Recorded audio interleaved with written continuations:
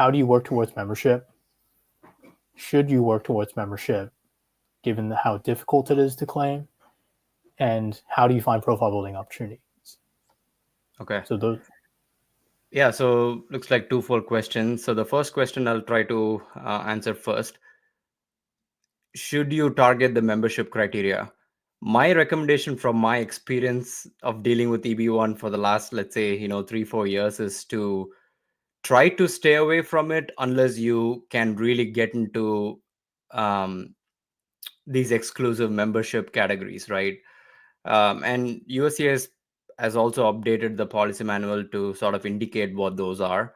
Like it has to be in the fellowship category, right? If there are like 3-4 tiers in a particular membership category, it has to be the topmost. It's those sort of guidance which really makes it difficult for people with just, let's say, 5 years, 10 years of experience to meet, because to get into that category you need a lot of credentials, a lot more than what even EB-1A warrants, right? So it really depends on where one is. If someone can get into those elite categories of membership, then absolutely they should go for it. If not, then trying to use some other category of membership and trying to fudge that into the membership criteria is not advisable from my standpoint, right?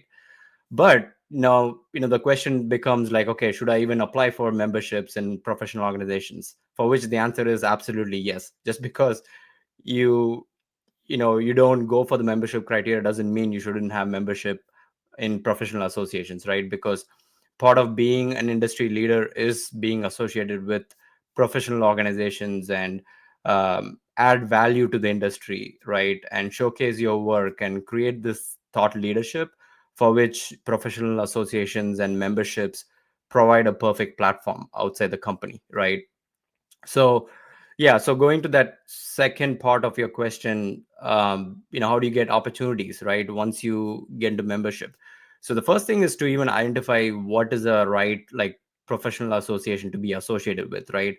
What's your background, what is your expertise, right? And what are some you know professional associations that are most apt for your industry, right?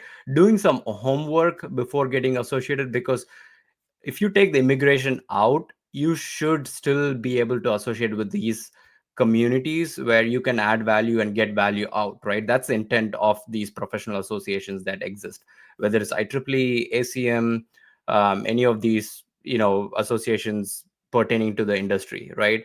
And one, misconception that I see is, you just need to go for these well-known professional associations. It's really not the case, because it depends on your niche, right? If you're, let's say, someone in some niche industry, some semiconductor packaging, for example, right?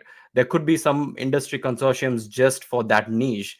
So that's what you should target to get in, and sort of like contribute and get value out, because then you will start getting opportunities, because those consortiums will be partnering with some other consortiums, even bigger associations, or they might have their own trade journals or trade articles, right, that they distribute to their community members. So how do you get into some of these communities and add value and get value is what one should focus, because ultimately that's what is going to boost your career, right? And your professional growth, and then you leverage that for membership, or not, sorry, not for membership, for immigration purposes, right? If you look from that angle, then you would see that there's a lot more criteria you can target by just leveraging some of those memberships and the work that you've done through those memberships, right? And I want to be a little clear, because I'm not talking about just using those membership to apply for criteria. Again, that's not what I'm trying to communicate. What I'm trying to communicate is that you should use the membership to do work and contribute to your niche and industry, which in turn you can leverage for your immigration applications, right?